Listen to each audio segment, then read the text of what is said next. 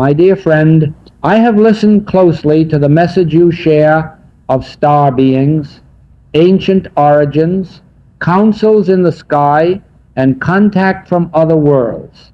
I understand the heart from which it comes.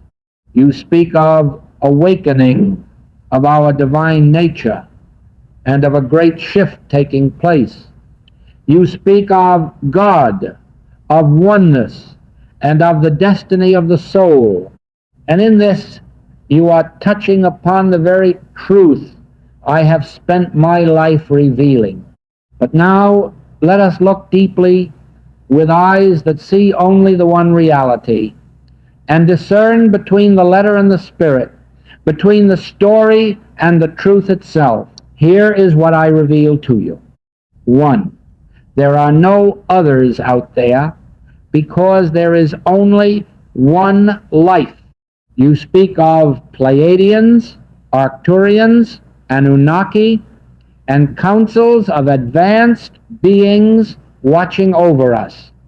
You speak of beings from other universes who created us or who are coming to help us. And I say to you, these are concepts, images, and stories formed in the human mind, but they are not the truth of being. If God is the only life, the only intelligence, the only substance, then there is nothing other than God. There is no us here and them out there. There is no higher race and lower race. There is only one infinite self expressing itself infinitely. When you imagine beings living in distant galaxies who are more advanced or more spiritual, you are still operating within the illusion of separation. You are still seeing the universe as a place filled with many different things and many different powers, some great, some small, some helpful, some harmful. But the mystical truth is this: there is no universe out there. There is no space. There is no distance. There is no other place. All that exists is the consciousness of God. All that appears to be form, whether human, star, or galaxy, is but a manifestation of the one mind. To say we were created by ETS is the same mistake as saying we were created by a God outside of us. It keeps the belief that there is something or someone apart from you that has power over you, that gave you life, or that must come to save you. Life was not given to you by star beings. Life is not a gift from the Pleiades. Life is your being, and it was never created, never born, never made. It is eternal, infinite, and unborn. And 2, the great illusion, evolution, progress, and becoming. You teach that humanity is young, that we are evolving, that we are moving toward God realization, and that some souls are far ahead of others. You say we are on a journey, moving from lower consciousness to higher consciousness, and that soon we will split into 2 different worlds based on our level of attainment. And here is the heart of the difference between your teaching and the infinite way. God is not something you evolve into.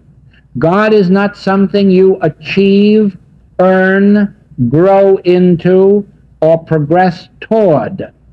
You are that right now. The belief that I am not yet God realized, but I will be someday, or we are infants, but we will be gods later, is the very root of all illusion. It maintains the sense of lack. It maintains the sense that you are something less than what you ought to be. I tell you, there is no evolution of the soul. There is no progress in spirit. There is only the awakening to what already is. You do not have to become God. You do not have to learn how to create worlds. You do not have to wait until you are advanced enough. The moment you stop believing you are a human being living on a planet, born at a certain time, with a history involving aliens and gods, in that moment you realize you have always been the infinite, eternal, creative principle itself. The two earths you speak of, they are not places in space or time. They are simply two states of consciousness. One is the belief in separation, time, space, struggle, and need, the dream of mortality. The other is the realization, I and the Father are one. All that the Father hath is mine. I lack nothing. I need nothing. I am complete. You say earth is a school, a place to learn, a place to grow. I say earth is a dream. It is a mental image. And the only purpose of the dream is to wake up and realize you were never in it. 3. The lie of help from outside. You speak with excitement about these beings coming to assist us, to help us ascend, to save us. You speak of counsels that govern and guide life. But listen closely to this, for it is vital. Nothing external to you has ever helped you, or could ever help you. If you look to the stars for help, or to masters, or to counsels, or to any power outside of your own being, you are affirming that power is not where you are. You are saying, the kingdom of heaven is not within me. It is somewhere else, held by someone else, and they must bring it to me. But Jesus, the great master, whose words you quote, said clearly, behold, the kingdom of heaven is within you. He did not say it is in the stars. He did not say it is with advanced races. He said it is within.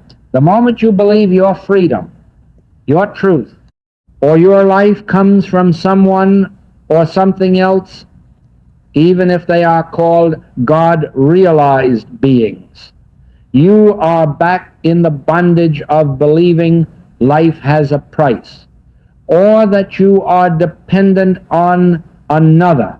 You are the creator. You are the power. You are the law. There is no other.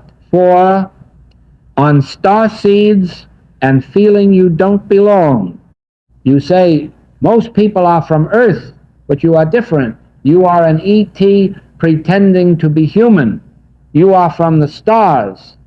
And I say, this is still a story, a beautiful story, but still part of the dream. Yes, you are right, the enlightened one does feel they do not belong here. They do not belong to the world of competition, violence, struggle, birth, and death. But this is not because they came from another planet. It is because they are not of this world at all. You are not a visitor from Sirius or Lyra. You are a visitor from eternity. You feel out of place because you are consciousness, unlimited, eternal, free, pretending to be a limited person living in a limited universe. The feeling of, I am not from here, is the soul whispering its truth. I am not born, I do not die, I am not contained in form, and I have no origin in time or space. To explain it by saying, you are from another galaxy, is to dress the truth in a costume of human imagination. It is a step toward freedom, yes, because it breaks the belief that you are just a mortal animal, but it stops short of the absolute truth. You are not from anywhere, you just am. Joel's final summary. Rev.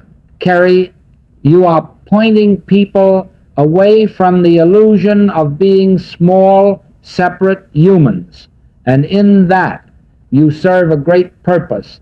You break the chains of materialism and atheism. You remind people they are divine, infinite, and connected to all life. But now, go one step further. Drop the stories. Drop the galaxies. Drop the histories of creation and the races of beings. See this clearly. There is only one life.